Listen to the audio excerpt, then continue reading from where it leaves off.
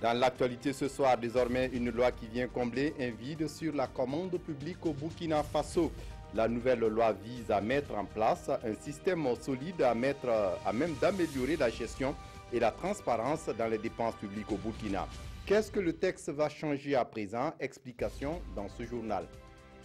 Et puis le RENLAC, le réseau anticorruption, qui épingle régulièrement dans ses rapports le domaine de la commande publique comme un des secteurs les plus corrompus au Burkina, se prépare pour les 11e journées nationales du refus de la corruption.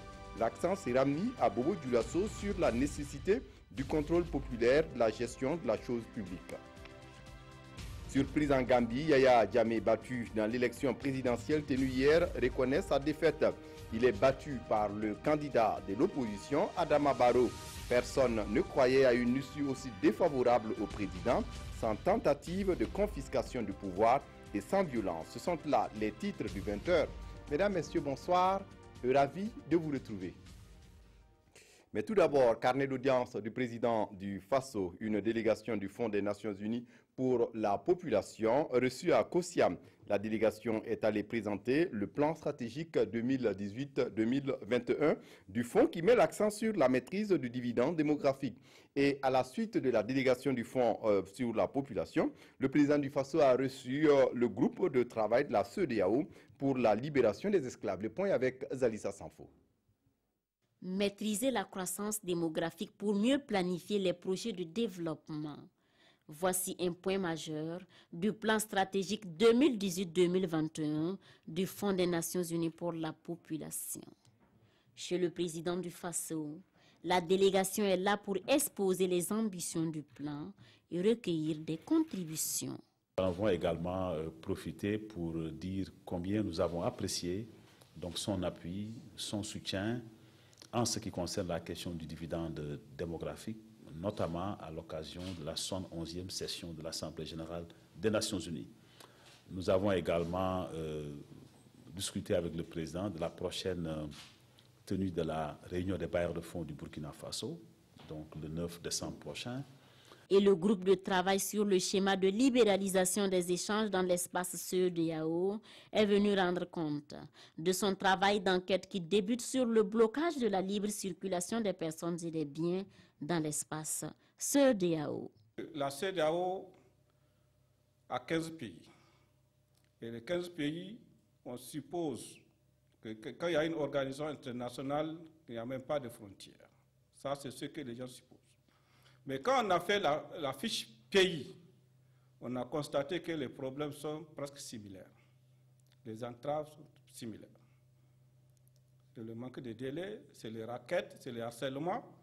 L'étape du Burkina Faso marque le début d'une tournée qui va les conduire dans tous les pays membres de la CEDEAO. À l'issue des travaux, les résultats vont être soumis à la conférence des chefs d'État pour appréciation et prise de décision. Je le disais en titre dans l'actualité ce soir, à l'Assemblée nationale, les députés votent une loi portant réglementation générale de la commande publique au Burkina. La loi vient combler un vide qui vise à mettre en place un système solide à même d'améliorer la gestion des dépenses publiques au Burkina. Mounir Akere, Ibrahim Sombier pour les explications. Les marchés publics ne sont plus régis par voie de décret, mais par une loi. Une loi votée par les députés au cours de cette session plénière. Le but est de doter le Burkina d'un outil juridique à même de lui garantir une gestion plus transparente et plus efficiente de la commande publique. Ça va nous permettre d'opérationnaliser le PNDS pour lequel nous sommes en train d'organiser la conférence des partenaires qui va se tenir bientôt. Il faut des procédures qui puissent nous permettre d'avancer efficacement et également dans une certaine transparence pour pouvoir utiliser de manière optimum et efficiente les ressources qui seront mobilisées. Dans cette loi, une part belle est réservée aux infractions et aux sanctions. Toute personne coupable de corruption, d'octroi d'avantages injustifiés, de favoritisme, de surfacturation et de fraude, entre autres dans la gestion de la commande publique, est passible d'un emprisonnement allant de 2 mois à 10 ans selon la gravité de l'infraction et une amende. Il faut que chaque entrepreneur, en allant vers la commande publique, sache que on n'a pas seulement que de l'argent à gagner. On peut aussi perdre sa liberté, on peut perdre de l'argent. Donc on peut être interdit de participer à la commande publique. Il y a un certain nombre, donc il faut les mettre en œuvre. Ce n'est peut-être pas des sanctions nouvelles, mais elles ont été renforcées. Une chose est d'adopter la loi, une autre est de l'appliquer, a souligné le président de l'Assemblée. Il demande au gouvernement de tout mettre en œuvre pour que l'application de cette loi soit effective afin d'assainir le domaine des marchés publics. Le domaine de la commande publique, souvent décrié comme un des secteurs les plus corrompus au Burkina Faso, est régulièrement épinglé dans les rapports du RENLAC, le réseau anti-corruption. Le réseau qui ne se lasse jamais de traquer tout cas de corruption dans le pays. Le RENLAC prépare ses 11e journées du refus de la corruption, une édition qui sera délocalisée à Bobo-Dioulasso. L'accent sera mis sur la nécessité du contrôle populaire de la gestion de la chose publique. Maïmouna Traoré. La 11e édition des Journées du refus de la corruption met l'accent sur le contrôle populaire de la gestion de la chose publique. Une nécessité selon le RENLAC car il incombe aux citoyens de s'engager dans la lutte contre l'impunité et de dénoncer tout acte et fait de corruption. Toutes les couches socio-professionnelles seront donc associées à cette célébration. Nous pensons que la chose publique sera bien gérée lorsque la conscience des populations va s'élever et qu'elle va s'impliquer à faire en sorte que, en termes, j'allais dire, de contrôle, elle puisse contrôler donc cette gestion de la chose publique. Le programme des journées prévoit des conférences publiques sur les thèmes, des théâtres forums, des projections débats, ainsi que des jeux radiophoniques et des émissions en langue nationale et en français. Les activités de sensibilisation et de promotion des valeurs telles que l'intégrité vont ponctuer les Journées nationales de refus de la corruption 2016. Pour faire écho à la mission première de ces journées, qui est de conscientiser les populations et d'interpeller les pouvoirs publics. Ces Journées nationales de refus de la corruption serviront également de lieu d'échange et de réflexion sur l'application de la loi anticorruption. Les 11e journées du refus de la corruption se tiennent dans un contexte marqué par l'affaire des tablettes remises aux députés, la publication des résultats de l'audit de la transition et les enquêtes parlementaires sur le foncier et le secteur des mines. Les membres de la Haute Cour de justice se préparent pour les procès en perspective. Ce matin, ils étaient en formation. Des détails avec Maïmouna Traoré. Les membres de la Haute Cour de justice, ils ont compétence à connaître des actes commis par le chef de l'État et les membres du gouvernement. De nombreux dossiers seront bientôt sur leur table avec les procès tant attendus des membres du gouvernement déchus. Nous ne pouvons pas enjamber les cadavres de nos fils, de nos filles, pour parler de développement de ce pays, pour parler de cohésion sociale. Il faut faire la lumière sur ces actes-là. Ceux qui ont tiré sur nos fils et nos filles, ceux qui ont donné l'ordre de tirer sur eux, doivent répondre devant l'histoire. Les Burkinabés ont donc le regard tourné vers eux, ils en sont conscients et se préparent. Nous avons eu l'occasion de dire, à l'occasion de notre installation le 4 mars, que nous devons dire le droit dans toute sa rigueur. Dans toute sa rigueur, sans pression, ni économique, ni financière, ni de quelque nature que ce soit. Être stoïque et puis dire le droit au nom du peuple, pour la paix sociale, pour la cohésion sociale. Cette formation porte sur le rôle des 3 organes de la Haute Cour de justice, la Chambre de jugement, le parquet et la commission d'instruction. Un réseau de malfrats qui s'adonnait à des pratiques d'arnaque et de falsification vient d'être démantelé par la gendarmerie nationale. L'astuce utilisée par ces escrocs consistait à se passer pour des douaniers en permission pour abuser de leurs victimes en les proposant des marchandises à moindre coût. Et le paiement se faisait par le transfert électronique. Les détails avec Abdourahmane Zongo. Ils sont 3 individus dont le cerveau est en cavale, présentés ici comme des arnaqueurs non-stop, mais la gendarmerie vient de fixer un stop à leur arnaque. Ces faussaires se font passer pour des douaniers, leur cible les commerçants, dont l'argent est extorqué via le réseau Airtel Money. Explication. Depuis quelque temps, la brigade de recherche de gendarmerie de Ouagadougou a constaté un nombre élevé de plaintes relatives à une nouvelle forme d'arnaque Les auteurs de ces faits se passent pour des douaniers et proposent à leurs victimes, essentiellement des commerçants, des marchandises de tout genre et à coûts très dérisoires. C'est en voulant se faire livrer ces marchandises à bon prix que toutes les victimes se sont faites gruger. Gruger, c'est le mot, car une trentaine de personnes l'ont été, dont la plus grande victime reste le sieur Akapo, dépouillé de la bagatelle d'environ 1 300 000 francs CFA. À présent, il peut remercier le ciel, mais également la terre, oui. Le travail de Foumi des Pandores a permis de débusquer ce réseau. Mais aujourd'hui, je suis fier quand même que la gendarmerie a pu mettre la main sur ces malfrats-là. Et je veux qu'ils soient vraiment sévèrement punis. Et je veux aussi rentrer en possession de mes fonds. Cette rencontre fait donc office d'appel et de sensibilisation de la population qui doit accélérer la cadence de sa vigilance, mais également renforcer sa collaboration avec les forces de sécurité. Dans ce printemps de grève et autres manifestations et revendications, les organisations syndicales du secteur informel de l'économie informelle étaient chez le président, le ministre de la fonction publique.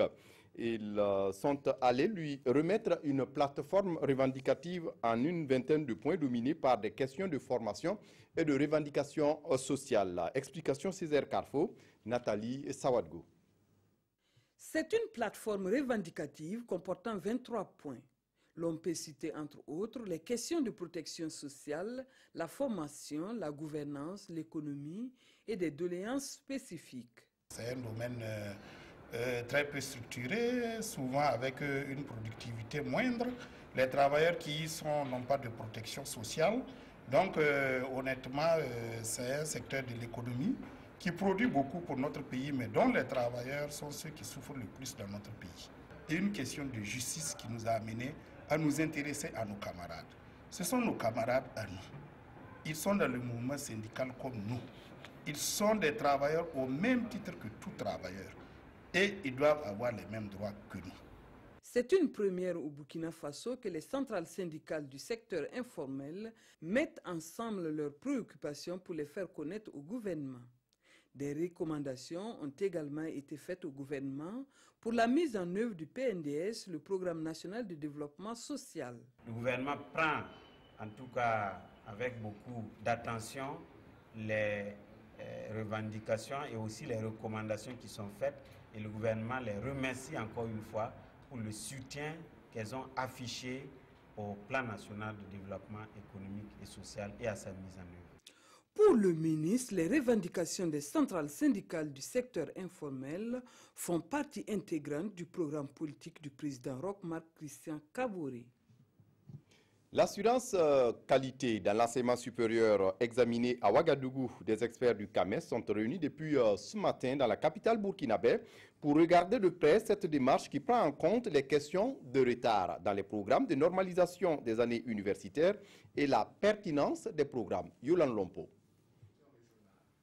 L'éducation est l'arme la plus puissante pour changer le monde.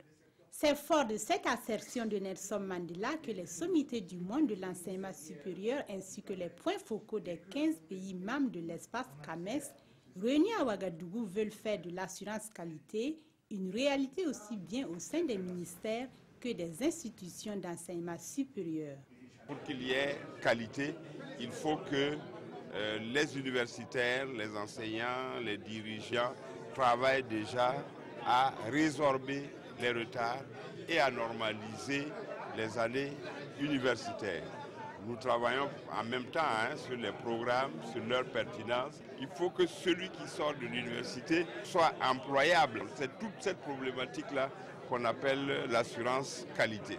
Cette rencontre internationale intervient après la signature le 8 mars dernier à Paris d'une convention entre le CAMES et l'UNESCO pour la réalisation d'actions concrètes en phase avec le programme Assurance Qualité du CAMES. Nous allons ensemble définir les règles et définir comment on peut dérouler ces règles pour que nous ayons les mêmes éléments de mesure et que nous puissions avancer ensemble de manière qualitative vers le haut. À l'occasion, des personnalités scientifiques, politiques ou administratives ayant œuvré au rayonnement de l'enseignement supérieur et de la recherche ont été élevés au rang d'officiers ou de chevaliers dans l'ordre international des palmes académiques du Conseil africain et malgache pour l'enseignement supérieur. De son côté, le ministère en charge de l'agriculture et de la sécurité alimentaire veut harmoniser le cadre d'intervention des contributions pour le soutien des couches les plus défavorisées de la population d'ici à l'horizon 2017. Ce matin, il a réuni ses différents partenaires pour une rencontre d'immersion. Explication, Zubaviel Dabiré. Ces partenaires au développement réfléchissent sur les stratégies en vue de mieux soutenir les populations vulnérables en 2017. Il s'agira également d'identifier au cours de cet atelier les mécanismes pour résoudre les crises alimentaires au Burkina Faso. C'est un outil en fait qui renferme toutes les interventions ainsi que toutes les actions que nous devons mener bien sûr dans le but de prévenir et de répondre en cas de crise alimentaire et nutritionnelle au Burkina Faso. L'initiative est soutenue par le projet régional d'appui au pastoralisme au Sahel. Pour ces acteurs, les propositions qui découleront de cet atelier constitueront un référentiel en matière de lutte contre les vulnérabilités des populations. Le projet a pour un des résultats la réduction du temps d'intervention en situation de crise. Et qui parle de réduction du temps d'intervention en situation de crise suppose qu'il faut une grande préparation. Et cette préparation relève d'un des volets, la composante notamment dans ce composante diversification des sources de revenus et préparation à la gestion des crises pastorales. Et c'est cette préparation qui nous a amené à accompagner les ACE-CELSA depuis la conception jusqu'à la diffusion. Ces résultats seront pris en compte dans la mise en œuvre du projet régional d'appui au pastoralisme, dont l'objectif principal est de renforcer la résilience des populations vulnérables. Et pour le soutien de ces populations vulnérables, les céréales sont utiles, surtout que si les obstacles liés à sa commercialisation sont résolus. Une rencontre se tient en ce moment à Ouagadougou pour proposer des solutions à la fluidité du commerce de céréales en Afrique de l'Ouest. Les participants sont venus du Bénin, du Mali, du Niger et bien sûr du Burkina Faso. Ismaël Dileman, Sirima. Les acteurs de la filière céréale de l'espace UEMOA à la recherche de solutions pour fluidifier le commerce des produits de première nécessité. Pour ce faire, ils demandent aux autorités de faire de la libre circulation des biens et des personnes une réalité. Ils proposent aussi de promouvoir le système de crédit agricole. Si nous avons obligation de circuler librement dans la zone CEDEAO, on ne doit plus permettre à des groupuscules effectivement de mener des coups bas sur les routes.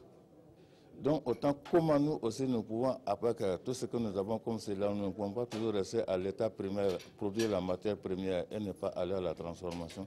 Quelles sont les normes de transformation qu'il faut mettre en place? Quels sont les mécanismes et quels sont les outils et les équipements qu'il faut mettre en place pour permettre à notre agroalimentaire de se développer? Les organisateurs ont également invité la jeunesse à s'intéresser à l'agriculture. Il n'y a pas de raison que nous soyons pauvres et que chaque année, nous importons, nous achetons de l'étranger environ 3 000 milliards de CFA, que nous achetons le riz d'ailleurs. Et pourtant, nous pouvons produire ces céréales-là. Non seulement l'homme mange, mais vous avez besoin de sous-produits céréaliers pour produire les animaux. La conférence des acteurs de la filière céréale de l'espace UEMOA propose de construire des réserves régionales de stockage pour servir pendant les périodes de soudure. Toujours dans le monde rural, le Warantage, au cœur d'une rencontre dans la capitale burkinabé. Les acteurs impliqués dans ce système sont unanimes qu'il est bénéfique à tout point de vue, en dépit des difficultés souvent rencontrées. Le Warantage est un système de crédit rural qui consiste pour une organisation paysanne ou ses membres à obtenir un prêt ou en mettant en garantie un produit agricole non périssable susceptible d'augmenter de valeur. La rencontre de Ouagadougou va permettre de trouver des solutions à tous les problèmes liés à sa mise en œuvre. Zalissa Sanfo. Le Warantage. Passer ici au peigne fin à cette rencontre entre partenaires du monde agricole. C'est un système présenté ici comme la réponse aux problèmes de garantie auxquels font face les producteurs du Burkina Faso. Nous sommes présentement à la période des récoltes, c'est la période où tout le monde a besoin d'argent pour pouvoir faire les fêtes et s'acquitter des frais de scolarité. Mais c'est la période qui permet aussi aux paysans de brader Ainsi, pour nous, le warrantage en tant que solution permet aux producteurs de nantir ces stocks et d'avoir de l'argent sans pour autant les brader et atteindre une période encore plus propice où les prix vont flamber et vendre et avoir un bénéfice. Une solution aux problèmes agricoles, certes. Mais si le système est au cœur de cette rencontre, c'est parce que les acteurs disent trouver des difficultés dans sa mise en œuvre. Fondamentalement, ce qui reste posé, c'est l'accès aux infrastructures de stockage. Parce que le warrantage, une des conditions de base, c'est que l'organisation paysanne doit disposer d'un magasin de stockage.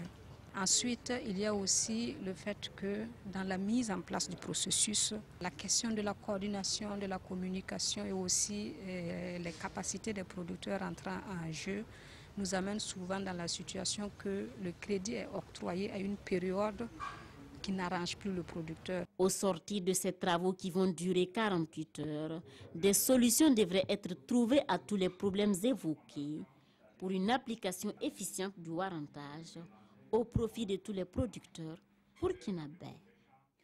Une autre filière qui connaît des difficultés au Burkina, la filière bétail-viande. Le secteur connaît des problèmes à l'exportation, notamment avec des tarifs d'abattage non concurrentiels, la multiplication des abattages clandestins, mais aussi l'importance de l'exportation des animaux sur pied. Explication Roger Kam, Nathalie Sawadgo. L'exportation de la viande est un des facteurs de la filière bétail-viande qui limite son potentiel contributif à l'économie nationale du Burkina Faso. Les acteurs de la dite filière, en concertation à Ouagadougou, veulent trouver des voies et moyens afin d'éradiquer les problèmes qui minent leurs actions. La plupart des exportations se font aujourd'hui sur pied et les acteurs ne sont pas suffisamment organisés de sorte à préserver même les acquis sur la chaîne de valeur. Alors, donc, ce qui fait que nous avons le devoir de les rencontrer et de mieux les positionner par rapport à ce qui peut être un enjeu majeur des années à venir. La SOSIAO, la société de gestion des abattoirs frigorifiques de Ouagadougou, est chargée de fournir de la viande saine à la population. Aujourd'hui, elle aussi connaît des difficultés. Il y a le fait que les tarifs d'abattage sont du ressort pratiquement de l'État. La société n'a pas de marge de manœuvre. Et quand c'est comme ça, il est difficile pour une société de se maintenir en équilibre. Deuxièmement, il y a le fait que les acteurs eux-mêmes n'intègrent pas à 100% l'abattoir pour les questions d'abattage. Il y a toujours l'abattage clandestin qui occupe une part importante. L'exportation des animaux sur pied occupe une place importante dans l'économie burkinabé. Les propositions qui seront faites à l'issue de ces échanges devront permettre d'élaborer un document de plaidoyer pour le développement de la filière bétail-viande. On connaît désormais les membres du comité chargé de rédiger le rapport périodique sur la diversité culturelle au Burkina, un rapport en lien avec la convention de l'UNESCO. L'installation des membres est intervenue cette semaine en présence de Kadi Sanogo. Voici les membres du comité national d'élaboration du rapport périodique quadriennal du Burkina Faso sur la convention de 2005 de l'UNESCO. Ce comité, qui est composé de 20 membres issus des administrations publiques, des organisations de la société civile culturelle, de l'univers de la recherche scientifique, est dirigé par Désiré Ouedraogo, une équipe pluridisciplinaire qui a pour mission d'élaborer le rapport pays du Burkina Faso. C'est un comité qui comprend des experts, des personnalités d'une grande expérience. Et le rapport qui nous sera fourni après au moins 4 mois de travaux intenses nous permettra d'évaluer la contribution du Burkina Faso dans la mise en œuvre de la Convention 2005. La mise en œuvre de la Convention sur la protection et la promotion de la diversité des expressions culturelles bénéficie du soutien de l'UNESCO. L'UNESCO accompagne le Burkina Faso dans l'élaboration de ce deuxième rapport périodique dans le cadre donc du projet Renforcer les libertés fondamentales pour la promotion de la diversité des expressions culturelles financé par la coopération suédoise. Ce deuxième rapport périodique permettra à notre pays d'honorer les engagements vis-à-vis de la Convention de 2005 et de mener des réflexions profondes sur les politiques publiques en vue d'une contribution forte à l'amélioration des conditions de vie des populations. En sport, les étalons locaux ne seront pas en finale du tournoi de l'UEMOA qui se joue à Lomé au Togo. Jeudi, les hommes de Drissa Traoré Saboteur n'ont pu faire mieux qu'un match nul de 0-0 face aux écureuils du Bénin. Un résultat insuffisant puisque dans l'autre match du groupe, le Sénégal a écrasé la Guinée-Bissau sur le score de 5-0. Jean-Modeste Ouedraogo. L'aventure s'arrête là pour Saboteur et ses hommes à la 7e édition du tournoi de l'intégration de l'UEMOA. Classés deuxième du groupe B avant ce match, les étalons locaux avaient pour mission de battre le Bénin et espérer une défaite ou un match nul du Sénégal pour ceux ici en finale. Les champions en titre ont eu les pieds carrés face aux écureuils du Bénin. Dominés à la première mi-temps par les Béninois, les Burkinabés sont restés sans réaction jusqu'à la pause. Au retour des vestiaires, Drissa Traoré dit Saboteur donne un coup de jeune à son équipe. Razak Bénin, entré en jeu, est l'auteur de ce geste parfait, mais sa frappe touche le montant gauche du portier béninois. Dans l'actualité ce soir, en Gambie, surprise, Yaya Jammeh, battu dans l'élection présidentielle tenue hier, reconnaît sa défaite. Il est battu par le candidat de l'opposition, Adama Barrow. Personne ne croyait à une issue aussi défavorable au président sortant, sans tentative de confiscation du pouvoir et sans violence. Le président gambien Yaya Jammeh a subi la défaite à l'issue de l'élection présidentielle de jeudi. Le chef de la commission électorale du pays, Alieu Momar Injie, a fait l'annonce devant les journalistes au siège de la commission électorale à Banjul. Momar Injie est cité par l'AFP disant aux journalistes que, je cite, « Il est vraiment exceptionnel que quelqu'un qui a dirigé le pays si longtemps ait accepté sa défaite ». Adama Barrow, le candidat de la coalition de l'opposition, est donc, selon cette information, le président élu de la Gambie, mettant fin au règne de 22 ans de Yaya Jammeh, arrivé au pouvoir par coup d'État en 1994. Internet et les communications téléphoniques coupées plusieurs heures avant l'ouverture des bureaux de vote jeudi ont été restaurées.